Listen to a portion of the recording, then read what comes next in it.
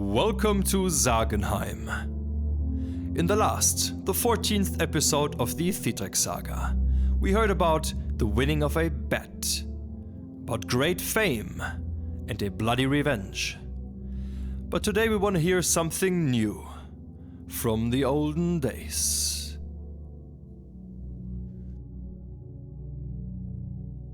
It happened one time that the king's daughter and her maid-in-waiting had gone out into the courtyard, and the princess broke her best gold ring so that it could not be used. She did not dare tell her father or mother, so she asked the girl what she would do, since things turned out so badly. The girl said Velent would be able to fix that in a short time, and this seemed to be the best idea to both of them. The girl went to Velent's smithy and said that her lady had sent her hence with a ring, and that he was to fix it. Velent answered that he did not dare carry out any kind of smithing without the king's command. The girl said, "The king will not think ill of it, even if you do the smithing my lady asks for, and you could easily do this for her sake.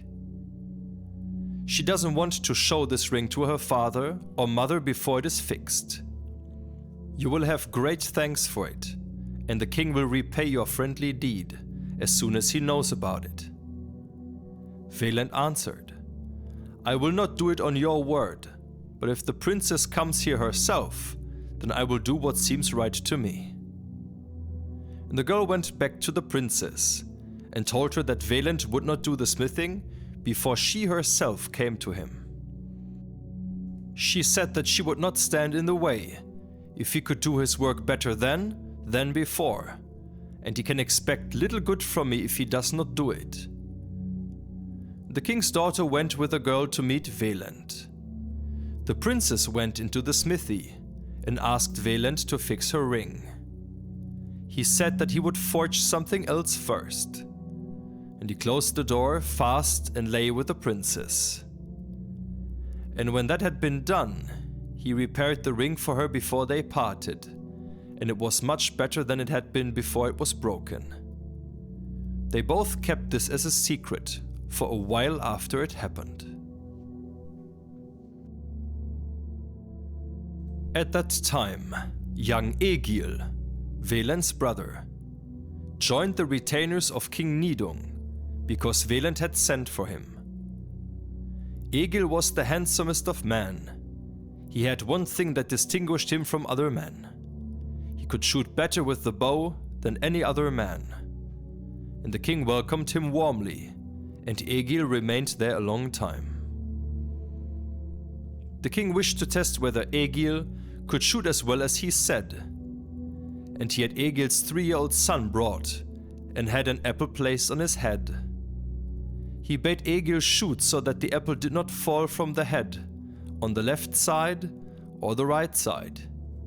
He was to hit the apple, but it was not forbidden for him to shoot the boy, because he knew that no one would do that of his own will, and he was to shoot one arrow and no more.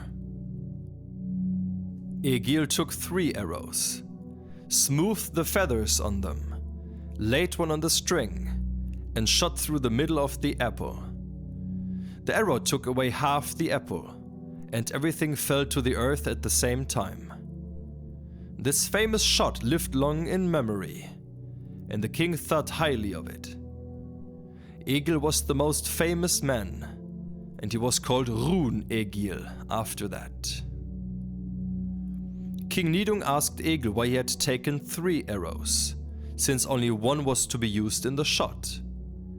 And Egil answered, "Sir," he said, "I shall not lie to you. If I had struck my boy with 1 arrow, I had intended the other 2 for you." The king valued this well, and all thought it a daring speech. Velent had now avenged his dishonor, and he now knew that the king would have him killed if it became known.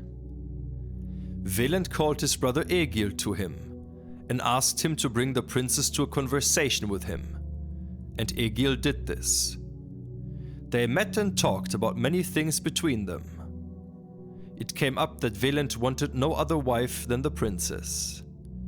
She also said that she wanted to love no other man than Velent, and this pleased both of them well. Velent spoke to her. "At our last meeting, I parted your clothing, and I expect that you may have a child, and it would please me if it were a son. You shall tell him, if I never see him, that I have made him armor, and I have hidden it where the water goes in and the wind goes out. That was at the place where he cooled his forge. Now they parted." One time, Velent asked his brother Egil to collect all the feathers he could, both large and small, telling him that he wanted to make a flying apparatus. Egil went to the forest and collected all kinds of birds and brought them to Velent. Velent made a flying apparatus, and when it was finished, it was almost as if it were the winged haunch of a vulture or the bird called ostrich. And when they were finished, Velent asked Egil to put it on and to fly and test whether it would work. Egil spoke. "How do I take off and fly, and how do I land?" And Velent answered, "You take off against the wind, and you should fly both high and long, and you should land before the wind." Egil put on the device and flew up into the air as light as the finest bird. But when he wanted to land, he turned his head towards the ground and fell precipitously to the ground, and was almost knocked unconscious, so that it rang in his ears and temples. Velent spoke. "Now tell me, brother Egil, is this flying machine of any use?" And Egil spoke. "If it were as good at landing as at flying, then I would now be in another country, and you would never get it back." Velent spoke. "I shall improve it where it was lacking." Then Velent put on the device with Egil's help. He went up on the house and flew up into the air and spoke. "I misled you when I told you to land before the wind, because I did not trust you to bring it back if you knew that it is as good as it is. And you should know that all birds land against the wind, just as they take off. I will now tell you my intention, brother. I will now fly home and meet King Nidung and speak to him. And if I say anything the king wishes to reply to, and he forces you to shoot at me, then aim under my left arm. I have tied a bladder there. The blood of the king's sons is in it.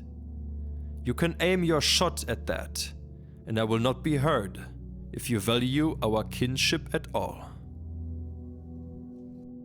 Now Velent flew to the highest tower in the king's castle. The king was going to his hall, and many men were with him. And when he saw Velent, he said, "Are you now a bird, Velent? You accomplish many wonders." And Velent spoke then. "Sir, now I am a bird, and now I am a man, and I intend to go away, and you shall never again have power over me, even though you may live long. It was our bargain that you give me your daughter, and with her half of the kingdom, because you thought great trouble and enmity were standing before your door. You made me an outlaw because I protected myself and killed the man who wanted to kill me. You took that as an excuse to break with me, and you ill-repaired my labor. It all stayed in my mind, even though I was without followers and had few kinsmen. Much was unreconciled between us. You took the sinews and cut them apart in both of my feet. For that I killed both of your sons, and your cups bear witness to that. Their skulls are inside them, and all of your best tableware is made with their bones, and I do not wish to hide it from you.